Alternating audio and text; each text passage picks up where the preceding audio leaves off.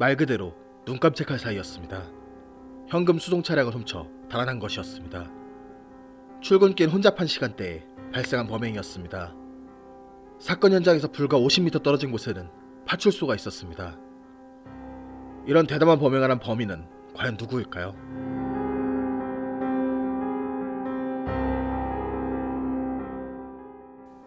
은행 현금 수송업체인 K회사는 대전 시내에 있는 2개 은행의 현금 지급기에 돈을 채워넣는 업무를 담당하고 있었습니다. 이 회사 직원 이모 씨와 백모 씨는 2003년 1월 21일 수요일 오전 8시 15분 평소와 다름없이 사무실에서 현금 수송 차량에 1만원권 5억 3천만 원을 싣고 출발했습니다. 두 사람이 이날 오후 3시까지 현금을 채워야 하는 현금 지급기는 총 19군데였습니다. 원래 24곳을 담당하고 있었지만 5곳은 화요일과 목요일에만 현금을 채워넣는 곳이었습니다. 현금 수송 차량은 첫 번째 목적지인 대전시 중구 은행동의 모 의류상가로 향했습니다. 오전 8시 26분경 현금 수송 차량은 의류상가에 도착했고 차량을 주차했습니다. 이 의류상가에는 지하 1층에 1기, 5층 식당가에 2기, 이렇게 총 3개의 현금 지급기가 있었고 이 씨와 백 씨는 이 3개의 현금 지급기에 각각 2천만원씩 총 6천만원을 넣어야 했습니다.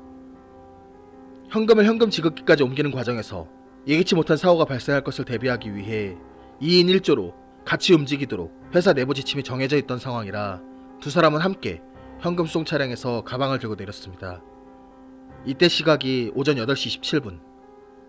현금 수송 차량 화물칸 금고에는 4억 7천만 원의 현금이 가방에 나눠 담긴 채 남아 있었습니다.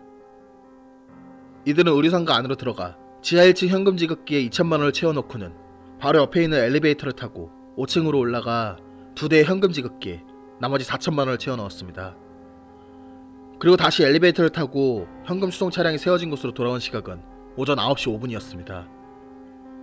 그런데 차량이 있어야 할 위치에 차량이 없었습니다. 직원들은 즉각 50m 떨어진 곳에 위치한 파출소에 도난 신고를 했습니다. 출동한 경찰은 의류상가에 설치되어 있는 CCTV로 확인합니다. 그리고 직원들이 현금을 채워넣기 위해 건물 안으로 들어간 지 불과 2분이 지난 오전 8시 29분 현금 수송 차량이 현장을 빠져나가는 모습을 확인합니다. 현금 수송 차량에는 도난 방지 경보 장치가 되어 있어 문을 강제로 열거나 강제로 시동을 걸 경우 경보음이 울리게 되어 있었지만 건물 내부에 있던 직원들은 차량 경보음을 듣지 못했다고 주장했습니다. 경찰은 즉각 도난 차량을 수배하고 예상 도주로에 대한 검문 검색을 실시합니다. 또한 현장 목격자 확보에도 노력을 기울입니다. 그러던 오후 1시 20분경 차량 도난 지점에서 약 1km 떨어진 대전 중구 문창동의 한 여관 주차장에서 도난당했던 현금 수송 차량이 발견됩니다. 근처로 도보 순찰 중이던 의경이 발견한 것이었습니다.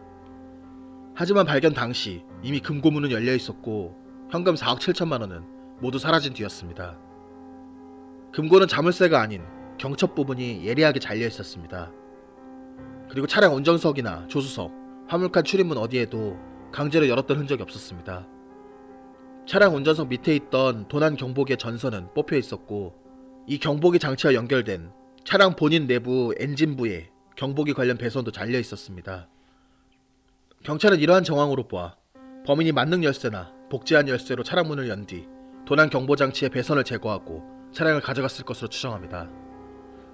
또한 경찰은 범인이 차량을 훔친 후 모텔 주차장까지 이동해 차량 화물칸에 있는 금고를 연 뒤 주차장에 미리 대기시켜놓은 차량에 현금 가방을 옮겨 실은 것으로 보고 주차장 주변에서 범행 흔적을 찾기 시작했습니다. 경찰은 주차장에서 승용차로 보이는 바퀴 자국과 발자국, 지문 등을 채취해 국립과학수사연구원에 정밀 감식을 의했습니다. 이후 경찰은 주변을 탐문 수사하던 중 오후 3시 30분 주민의 신고를 받고 대전 동구 파남동의 한 도로변에서 현금을 담았던 검은색 가방 4개와 현금 지급기를 열 때 사용하는 열쇠 꾸러미를 발견합니다. 그렇게 범인은 유유히 사라졌고 이 신출귀몰한 범행에 경찰은 수사에 어려움을 겪습니다. CCTV에서 범인의 모습이나 인원수 등 결정적인 단서는 나오지 않았고 범행 당시 이른 시간이라 주변 상가들이 문을 열지 않아 목격자 확보에도 어려움을 겪었습니다. 또한 앞서 채취한 바퀴 자국과 발자국 그리고 지문 등에서도 어떠한 단서가 나오지 않았습니다. 경찰은 범인이 현금 수송 시간에 맞춰 범행을 저질렀고 짧은 시간 안에 범행을 마친 점에 비춰 내부 사정을 잘 아는 자의 소행으로 보고 K회사의 전현직 근무자들의 명단을 파악해 행적을 파악하는 한편 도난 지점과 차량 발견 지점에서 범행 시간대에 휴대전화 통화를 한 통화자를 전수조사하고 차량 경보기 설치 및 차량 열쇠 제작업소에 대한 수사를 펼쳤습니다. 하지만 이렇다 할 성과는 없었고 수사는 답보 상태에 빠집니다. 그렇게 답답한 시간만 흘러갔고 사건이 발생한 지 약 8개월이 지난 2003년 9월 26일 또다시 유사한 사건이 발생합니다. 이번에도 K회사 현금 수송 차량이었습니다. 오전 8시 회사 직원 김모 씨와 윤모 씨 그리고 주모 씨는 여느 때처럼 현금 수송 업무를 시작했습니다. 이들은 현금 수송 차량에 8억 7,500만 원의 현금을 큰 가방 2개와 작은 가방 5개에 나눠 담아 싣고는 대전 중구 유천동의 모 아파트 단지로 향했습니다. 직원들은 그곳에 있는 현금 지급기 2대에 4천만 원을 채운 후 다음 장소로 이동했습니다. 오전 8시 22분 대전 중구 태평동의 모 아파트 단지 내에 있는 현금 지급기 2대에 현금을 채우기 위해 현금 지급기 건너편 도로에 차량을 세웠습니다. 직원 3명은 현금 1억 3천만 원이 들어있는 현금 가방을 챙겨 도로 건너편 현금 지급기로 향했습니다. 불과 10m 정도밖에 되지 않는 거리였습니다. 직원들은 현금 지급기 2대에 각각 2천만 원씩 채워 넣은 뒤 오전 8시 29분경 밖으로 나왔습니다. 그런데 그 짧은 시간 차량이 사라졌습니다. 차량에는 무려 7억 500만 원의 현금이 남아 있었습니다. 이들은 일단 회사에 먼저 연락을 취했고 이 바람에 경찰 신고가 15분가량 늦어졌습니다. 누군가 현금 수송 차량을 탈취해 도주하고 있는 상황에서 1분 1초가 아까운 상황인데 말이죠. 직원들은 이후 출동한 경찰에게 상황을 설명하면서 리모컨이나 열쇠 없이 차량을 움직일 경우 경보기가 작동하는데 작업 도중 어떠한 소리도 듣지 못했다고 진술합니다. 도난당한 차량은 오전 9시 26분 사건 현장에서 직선으로 약 400m가량 떨어진 대전 중구 유천동의 모 여관 주차장에서 발견됩니다. 예상대로 이미 현금은 모두 사라진 후였습니다. 경찰은 도난 차량에 대한 감식을 했으나 별다른 증거를 발견하지 못합니다. 그런데 중요한 제보가 한 건 있었습니다. 오전 8시 40분경 이 여관 앞을 지나다 여관 주차장을 급히 빠져나가는 검정계통의 지프 차량과 충돌할 뻔했다는 운전자 진술을 확보한 것입니다. 이 운전자는 부딪히기 직전에 서로 멈춰 충돌은 피했고 지프 차량 운전자가 곧바로 차를 후진해 주차장 쪽으로 다시 들어가 운전자 얼굴이나 인원수 등은 제대로 보지 못했다고 덧붙였습니다. 이에 따라 경찰은 대전과 충청 지역의 검정색 지프 차량이나 이와 비슷한 RV 차량 소유자 약 4만 8천여 명의 명단을 확보해 행적을 파악합니다. 또한 경찰은 범행 수법이 너무나 유사한 1월 사건과 동일범으로 판단 1월에 발생한 사건 수사 당시 수사했던 사항을 다시 한번 꼼꼼하게 확인합니다. 하지만 범인의 윤곽은 좀처럼 드러나지 않았고 이 사건 역시 미궁에 빠져버렸습니다. 경찰은 처음에 1월과 9월에 발생한 사건만을 동일범의 소행으로 판단했습니다. 그런데 점차 경찰 내부에서 이 두 사건과 지난 시간에 이야기했던 2001년 12월에 발생한 구민은행 강도살인 사건을 모두 동일범의 소행으로 보는 새로운 시각이 생겨났습니다. 사실 이 부분은 경찰들과 전문가들 사이에서도 견해가 엇갈리지만 이 세 건 모두를 동일범의 소행으로 보는 주장이 현재는 조금 더 우세합니다. 일단 1월과 9월에 발생한 사건이 동일범의 소행이라는 것에는 아무도 이견이 없습니다. 수법이 유사한 정도가 아니라 똑같다고 해도 과언은 아니니까 말이죠. 그런데 2001년 12월 발생한 국민은행 강도살인은 조금 수법이 다릅니다. 현금 수송 차량을 훔친 것이 아니라 총으로 위협해 현금 가방을 탈취했습니다. 하지만 큰 틀에서 보면 다른 두 사건과 유사해 보이기도 합니다. 여러분은 어떻게 생각하시나요? 개인적으로는 동일범일 가능성이 조금 더 높다고 생각합니다. 만약 동일범이라면 왜 범행 수법이 달라졌을까요? 저는 국민은행 강도살인 사건에서 이들이 느낀 것이 있었을 것이라 생각합니다. 돈이 목적이었던 이들에게 살인은 원래 계획에는 없었던 것일 가능성이 매우 높습니다. 총을 팔과 다리를 노려 쏜 건 역시 치명상을 피하기 위한 것일 가능성이 높습니다. 그런데 언론 보도를 통해 사람이 죽었다는 것을 알게 된 범인들은 꽤 당황했을 것입니다.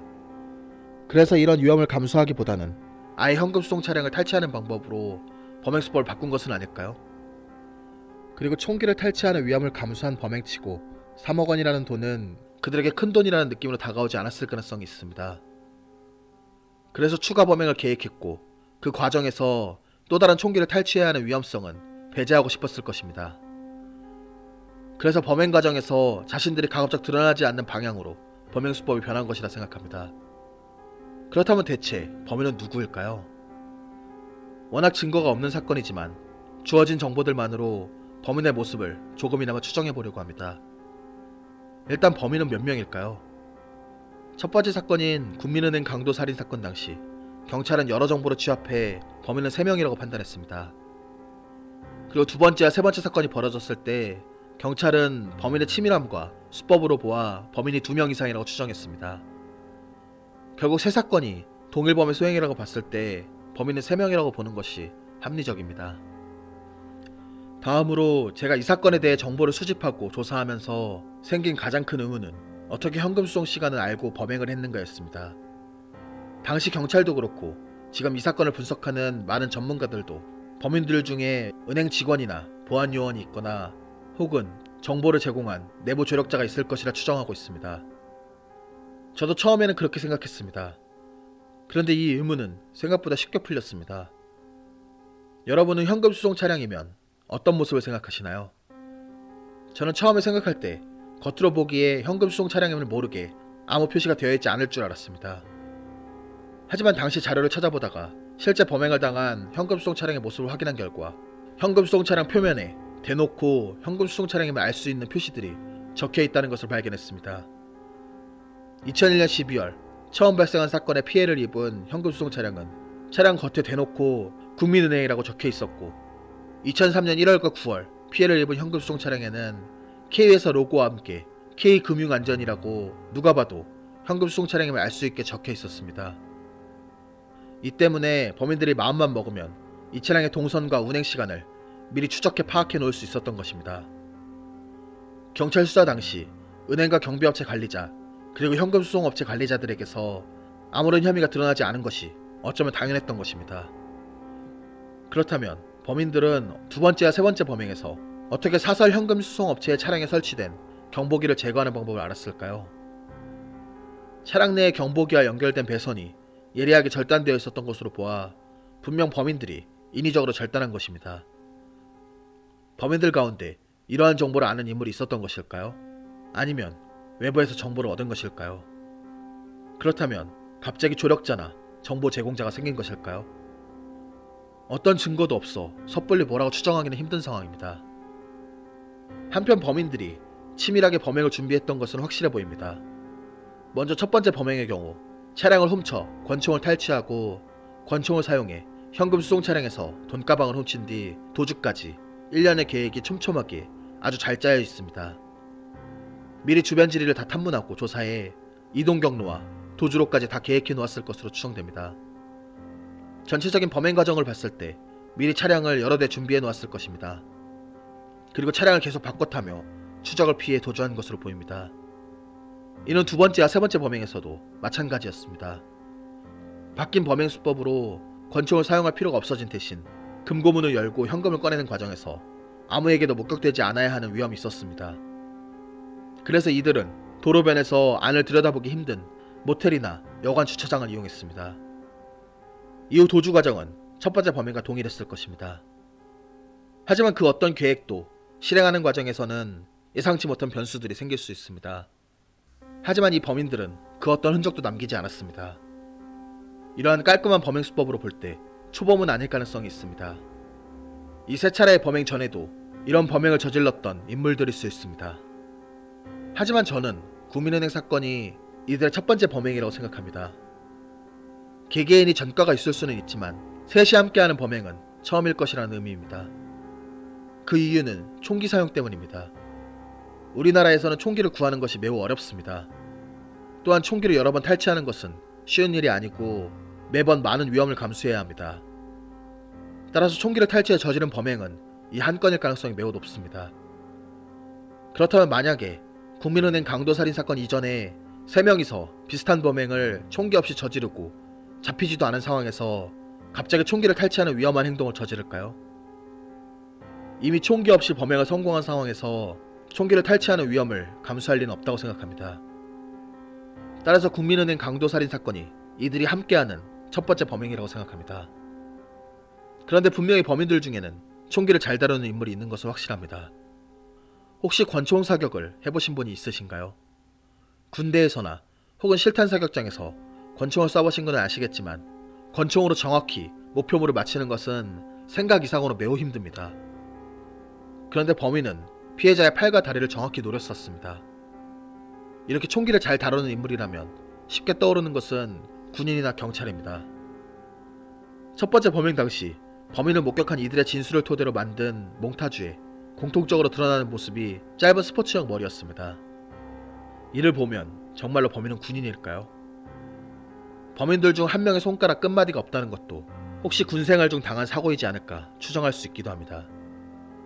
당시 경찰도 대전과 충청 지역 인근 군부대에 현역과 퇴역 군인들을 대상으로 수사를 하기는 했습니다.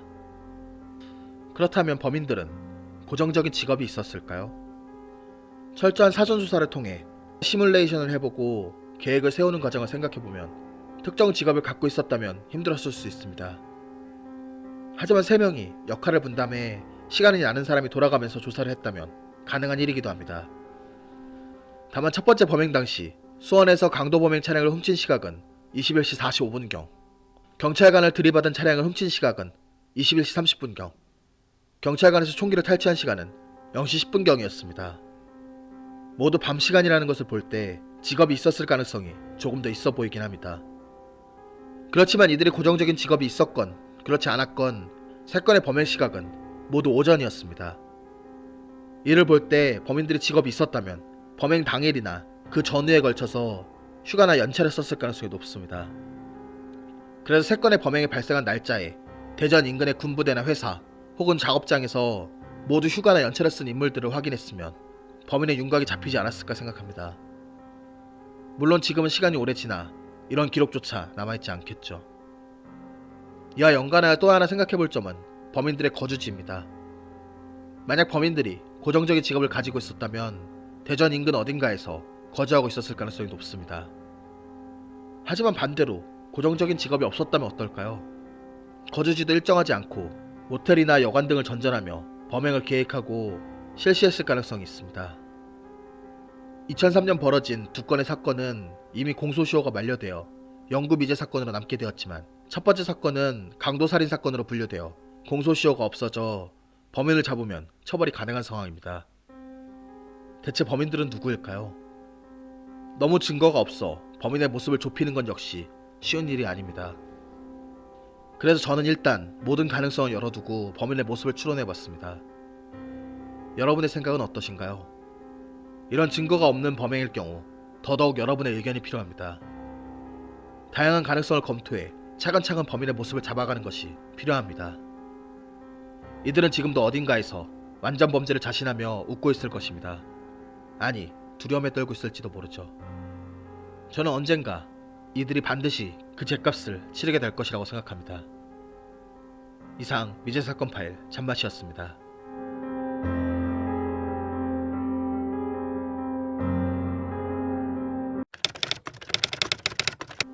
2003년 1월 22일은 설 명절을 열흘 앞둔 시점이었습니다. 명절 즈음에서 범죄가 증가하는 경향이 있어 전국에 특별 방법령이 내려졌던 상황이었습니다. 그런데 파출소 인근에서 현금 수송 차량이 도난하는 사건이 발생한 것입니다. 이 때문에 당시 경찰에 대한 비난이 거셌습니다. 한편 2003년 9월 26일은 경찰의 강력범죄 소탕 100일 작전이 끝난 지 단 이틀 후였습니다. 그러자 사람들은 경찰은 100일 동안 무얼 소탕했느냐고 비아냥거렸습니다. 그런데 1월에 발생한 사건 이후 충남경찰청은 관내 4개 현금 수송업체에 3인 이상을 한 계좌로 편성해 2명은 현금을 운반하고 1명은 차량에 대기할 것을 권고했습니다. 하지만 9월 26일 사건 당시 직원 3명 모두 현금 운반 업무를 하느라 차량만 덩그러니 남겨놓았습니다. 범행의 빌미를 스스로 제공한 것이었습니다. 2003년 1월에 사건이 발생했을 때 직원들은 해당 현금 수송 차량이 카오디오가 고장나 사건 발생 2주 전 대전 시내 한 카센터에 차량 수리를 맡긴 적이 있다고 진술했습니다. 그리고 이때 차량 열쇠도 함께 맡겼다고 합니다. 경찰은 이때 차량 열쇠가 복제되었을 가능성이 있다고 판단해 수사했지만 별다른 증거를 발견하지는 못했습니다. 현금 수송업체는 유사시를 대비해 보험을 들어놓았고 당시 피해액 모두를 보험으로 지급받았습니다. 다만 당시 사람들은 이렇게 보험에 가입해놓았다는 생각에 직원들의 안전의식이 희박해졌고 이 때문에 범행으로 이어진 것이 아니냐고 볼멘 소리를 했습니다. 이상 뒷이야기였습니다.